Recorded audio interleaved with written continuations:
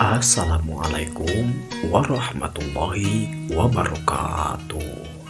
Sampurasun wilujeng patepang deui mugia urang sadayana aya dina panangtayungan ti Allah Subhanahu wa taala, disehatkeun tur dimudahkeun dina milari milik rizkina, katut dibarokahkeun, amin. Urang lajeng deui hanca carita dina judul Galura Gunung Malaka bagian ka 8. Mangga ka sadayana cara ketan.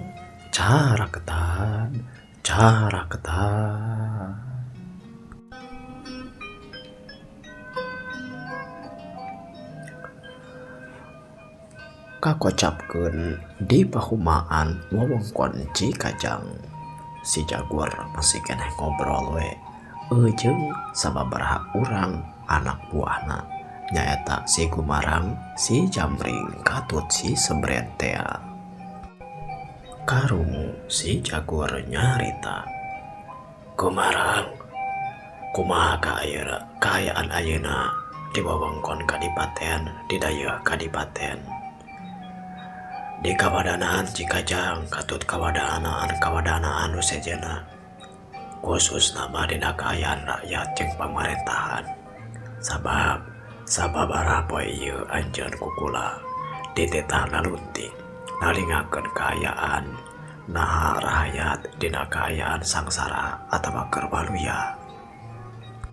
Satuluyna si Gumarang ngajawab kana pananya tinu anu jadi kegedugna, nyaeta si Jaguar tea. Si Gumarang nyarita, "Kieu Ki Guru, Kang Jagur, kaayaan di wewengkon Kadipaten sakumaha anu kauninga? Ku aki nyalira, ku Kang Jagur nyalira kitu tah. Yen tah sakumaha oge anu dilaporkeun tanpa beja ti kadang warga. Yen tempat dijadikeun tatanen teh ayeuna mah leuwih ti saparapat atawa nengahanana kudu dipasrahkeun ka Kadipaten atawa ka kawadanaan.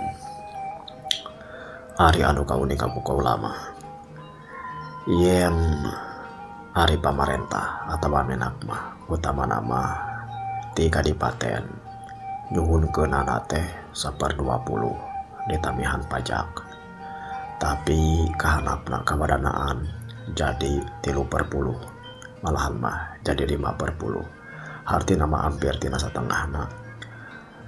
Tina hasil kekebonan katut kontrak kudu dipasrahkeun cenah majang Kadipaten.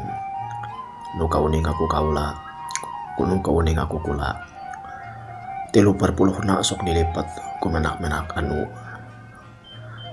teu aleucreug, anu ngamanfaatkeun situasi sanaos teh sadayana, seueur oge anu jujur, masih keneh nyahaeun ka rakyat, malahan mah teu dikurangan sagala rupa beban atawa kabeungberat ka rakyat teh.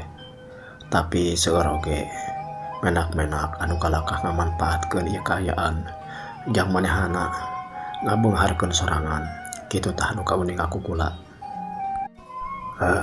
Halus eta pamanggih teh anjeun teh. Terus kira-kira ieu kaayaan teh nah dikanyahokeun atawa henteu, utamana mah ti dalam ti Kadipaten. Satuluyna si Gumarang nyarita deui,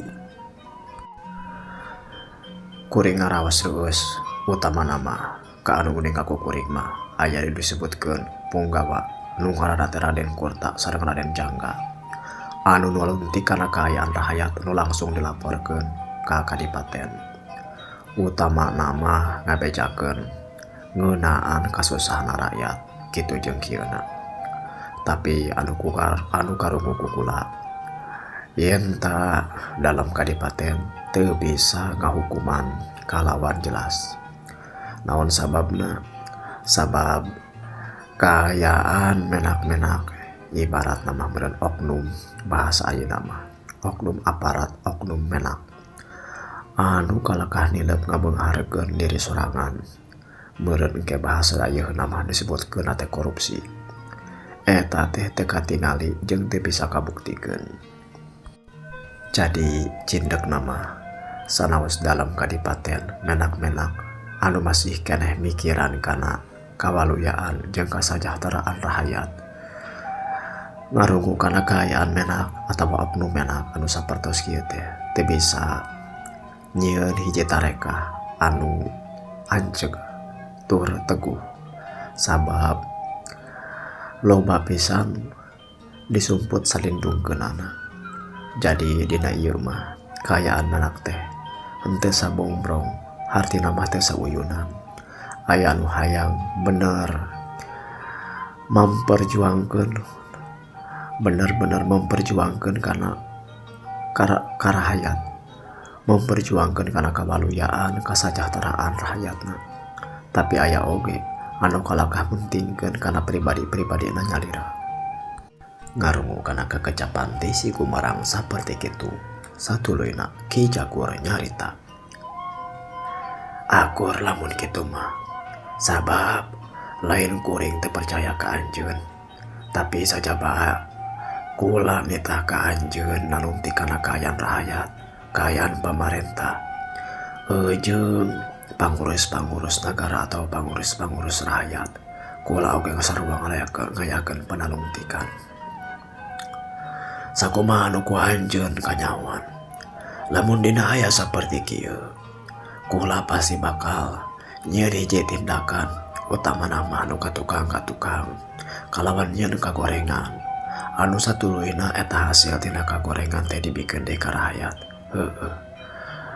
ngarampok atawa mauk ti jalma-jalma anu ibarat nama kalebihan harta dicokot hartana kalawan paksa atawa kalawan nyamuni dipauk teh ngaranna atawa dirampok teh tapi keur katukang kuring asa diingatan kuring asa kapeupeuh mamaras ku menak anu ngaranna Surapati yen manehna ngabejakeun niat anu alus kudu dijalankeun ku perkara anu alus lamun katukang sakumaha ku anjeun geus kanyahoan ceuk kuring oge lamun dina kaayaan kieu pasti tindakan nu katukang tadi bakal dilaksanakeun tapi ku ayeuna kula ngarasa eta teu perlu dilaksanakeun tapi urang kudu nyieun tarekah anu sejen lain hungkul niatna anu alus tapi pagawean urang oge kudu alus. Tidinya kadenge si Jamring nyarita upami kitu mah berarti urang teh moal ngalaksanakeun deui puak-pauk anu hasilna keur dibagikeun deui ka rakyat kitu sanes Kang Jagur.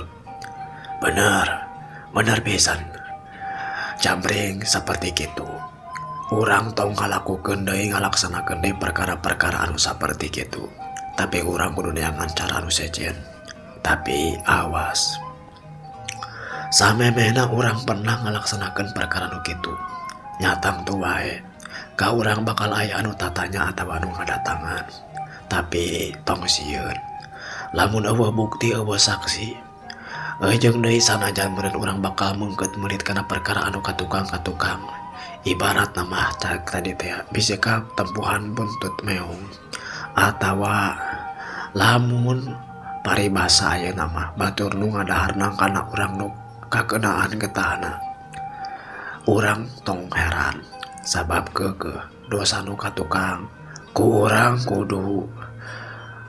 tak kudu tanggung jawab karena eta perkara-perkara atawa dosa nu katukang tapi tong sieun ceuk kuring oge tadi lamun urang teu ngalaksanakeun deui mah moal aya deui anu nyangka ka urang ngan lamun dina ayana teh mah nyampereun wayahna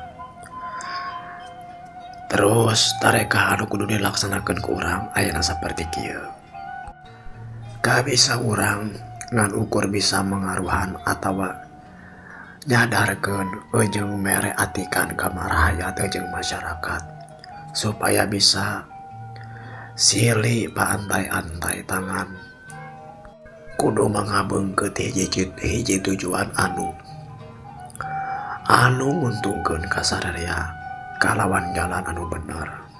Ku kituna wayahna aranjeun sakabeh nu aya di dieu kukula arek ditinggalkeun. Tuluy tong loba tanya naon anu arek dilampahkeun kukula. Ngan aranjeun kudu paham yen salilaku kaula ditinggalkeun di dieu, aranjeun sok laksanakeun we kahirupan sewang-sewangan jeung lamun bisa maajarkeun rakyat kana ilmu bela diri. Atik rakyat kalawan ilmu kajawaraan anu bener-bener bisa manfaat ka sasama jeung bisa ngabela nagara. Sanajan saperti kitu, kurang teu bisa katutup kemungkinan lamun ilmu kajawaraan, ilmu pencak ilmu bala diri, ilmu kanuragan pasti aya wae anu ngamanfaatkeun kalawan kauntungan sorangan, kalawan ngarampok atawa papaling. Tapi keun kembali nu karituna mah lamun dina ayana oge wayahna aranjeun kudu jadi jawara anu saestuna, bisa ngabenerkeun anu salah, jeung ngarahkeun anu eukeur ka sasar. Tah cindek nama ayeuna kula arek pamit, kula arek ngalaksanakeun tareka anu ceuk kula mah alus ngan wayahna kula moal bisa balik saminggu atawa 2 minggu, sabulan atawa 2 bulan, buat teuing tahunan. Ngan bakal aya dina mangsana aya satria piningit deui anu baheula mah kaya-kaya dipati ukur, sanajan ti hanap, sanajan ti harahayat, tapi arek memperjuangkeun narekaan supaya kaayaan urang teu salawasna saperti kieu. Kitu ceuk Ki Jagur nembrehkeun bukprak wak cabalaka kana sagala rupa naon anu dipikirkeun ku manehanana salila ieu. Kakocapkeun dina kaayaan isukna Ki Jagur rebun-rebun keneh cenah geus singkil manehanana make baju sing sarua hideung, make iket barang blang semplak buut puukna anu gondrong ditutupan ku totopongna.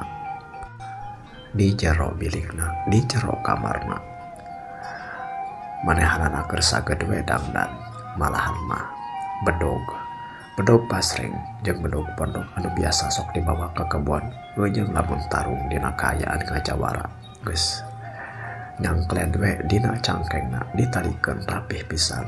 Malahan mah kujang pakarang kujang ulung teh ge geus diasupkeun kana jero bajuna. Sanggeus ceuk manehanana dirasa ku manehanana geus saged mah manehanana ieu Ki Jagur teh kaluar ti kamarna netep saeutik kaburuan. Murid-muridna jeung batur-baturna nu aya di padepokan, sanajan padepokan tapi kaciri mah ngan ukur pahumaan we sakumaha ilaharna ditetep sakedeung ku Ki Jagur. Teu lila ti dinya si Gumarang nyampeurkeun lalaunan lempang bangun taya karingrang.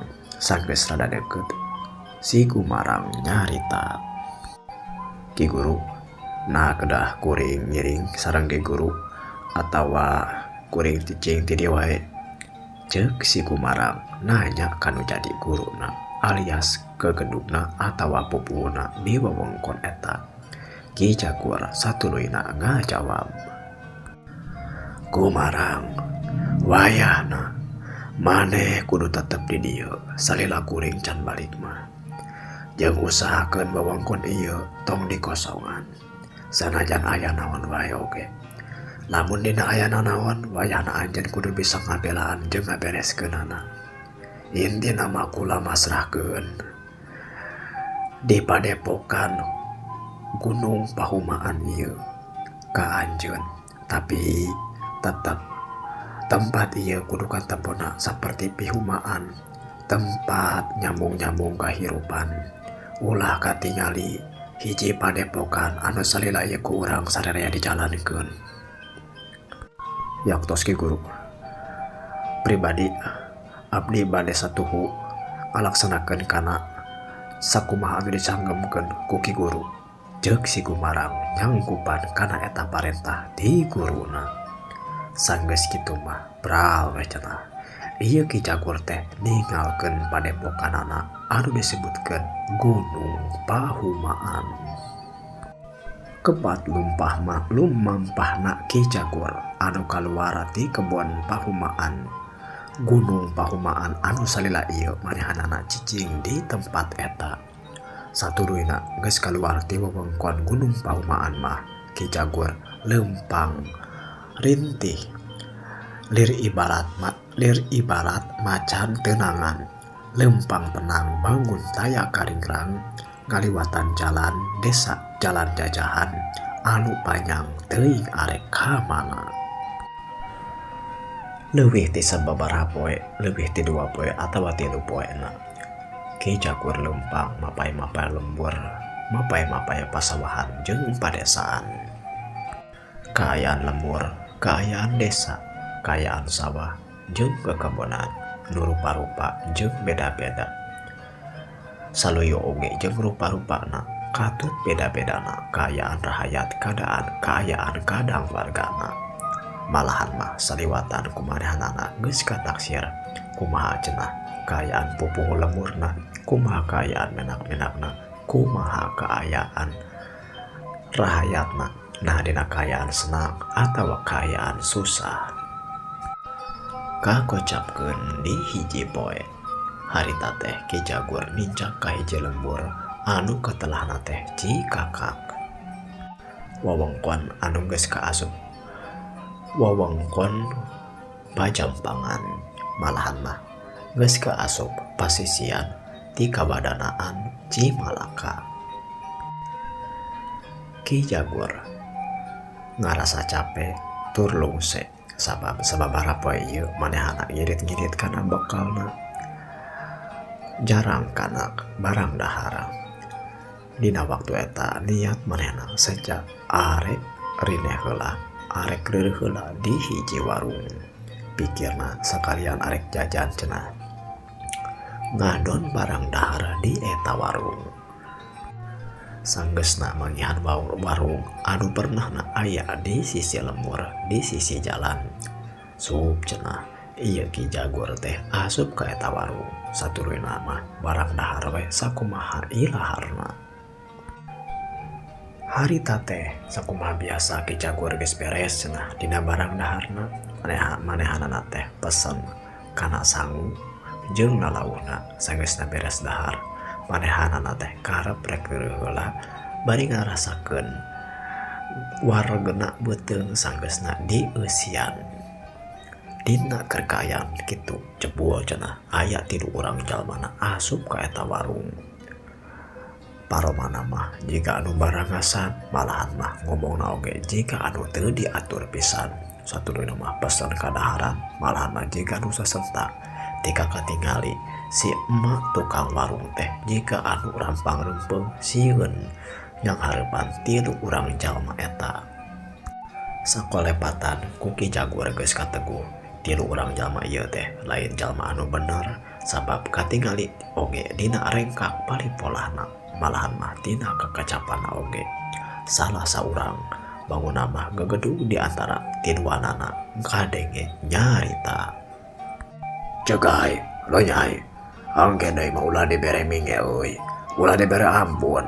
Lamun kira-kira aya jalma ngunghak campelak atawa nolak lamun dipenta pajog atawa dipenta hasil tatanen, langsung we cabuk atawa tonyok sakalian. Tong dibere ampun, tong dibere mingge. Sabab lamun diantep bakal atawarah nu budak kitu teh. Satuluyna mah bakal kamalinaan eta teh. Ujung deui bisa-bisa maranehana teh moal sieuneun. Satuluyna mah bisa wae bakal ngalawan. Kulantaran kitu aranjeun ulah bae saperti kitu. Langsung we sikat keneh mah nya. Ceuk eta jalma mere ngawawadianan mere papatah ka anu jadi anak buahna. Dina ucaring ieu carita disebutkeun si Cekai jeung si Leunyaai.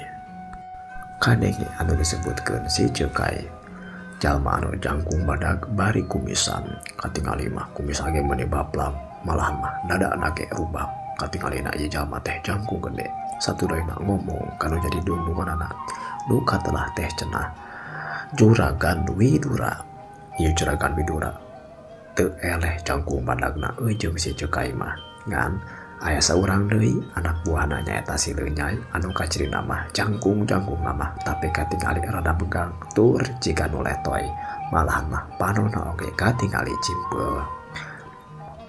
Si Leunyae kadenge nyaharita, "Aduh, ampun Juragan, salaras nama kuring tehnya mana sakarunya tahnya kakadang warga di lemur Cikakak ieu teh yo. Sabab di henteu-henteu oge kuring teh gede ujung dilahirkeun ujung dijurukeun di tempat ieu. Jadi lamun kuring kudu sasentak ka kolot atawa ka urang warga dieu teh kuring teh ngarasa karunya tah. Jeung desok katingali cara pena tika aya nu bengkung tina kuling ngaraut atawa kuling nganyam nyieun hihid atawa tika bolokot-bolokot kesang jeung bolokot-bolokot ku tanuh neangan pangupah jiwa. Satuluy nama duitna bade kekerentelan teh dicokot pajegna ku urang. Sok rada karunya kuring teh tah sabenerna mah kitu tah. Punten ieu mah kuring mah ngan ukur ngabejakeun hate leutik kitu tah. Ceuk si Cekai ngabela beureunan ngabela sorangan sabab samemehna katingali ku Den Widura ieu si Cekai teh rada jiga anu karunyangeun ka kadang warga. Ngandenge kekecapan ti si Cekai si Leunyae saperti kitu satuluyna ieu Den Widura teh ngadeukeutan bari ngarobok kana kerah bajuna si Leunyae. Satuluyna Den Widura nyarita, anjeun dibejaan di omongan ku kula saperti tadi. Pokona mah ulah lemah, ulah dibere minge. Awas, lamun anjeun tika saperti kitu deui. Ku kula gaji maneh dipotong satengahna daek saperti kitu. Ningali kana sikap tiga gedungna saperti kitu si Leunyae satuluyna nyarita, "Aduh, ampun Juragan, mohon ulah tika dipotong gaji atuh. Mungkin mah bakal saperti anu disangemkeun neme ku Juragan. Awas, lamun arek kos cacing jauh deui sia dicabok wae." Ceuk Raden Widura teh Ceuk Widura bari ngabeberkeun dampaleungeunna di hareupeun si Leunyae. Tika si Leunyae teh kaciri ngeureum sieun meureun lamun tika dicabok kudu jadi dundunganana mah. Satuluyna mah teu lila tidinya si Mamang tukang warung jeung si emak aya duaan di jero warung teh nu ngajagaan warung nu ngaladenan nu sok jajan di tempat eta daratang bari nyodorkeun kana sagala rupa anu dipeta samemehna ku baladna Den Widura katelahna.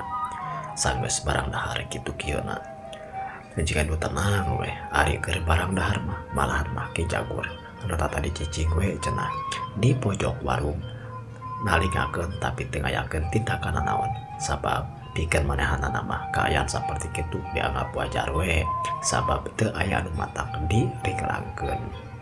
Tapi samang-samangsa ieu anu tiluan beres tina barang daharna satuluyna mah karep cenah teu daraekeun malayar padahal mah katingali dina baju-baju nama dina dangdanana mah ieu jalma-jalma teh kaasup jalma anu ginding malahan mah katingali cenah dina sakuna ge tika anu merekis malahan anu ngaranna si Cekai katingali bawa gemolan sagala rupa anu kataksir mah eta gemolan teh eusina harta atawa hasil tina menta pajeg poe eta. Kadenge Den Widura nyarita, Abah, mak, ceuk kuring oge, kuring mah moal mayar. Ieu ku kuring dicatatkeun. Jadi hitung-hitung mayar kana pajeg. Aduh, ulah kitu. Sabab aki teh yoyona penghasilan teh ayeuna ujang ayeuna moal mayar atuh unggul lagi aki teh yo teh Kurang ajar anjing ada numpang anak hayal kuring. Waktosna parantos cekat kanggo episode nu ayeuna. Kumaha lajengan cariosna manganya di atas wae dilajeng wae dina video-video saha terasna. Wilujeng patepang deui. Permio.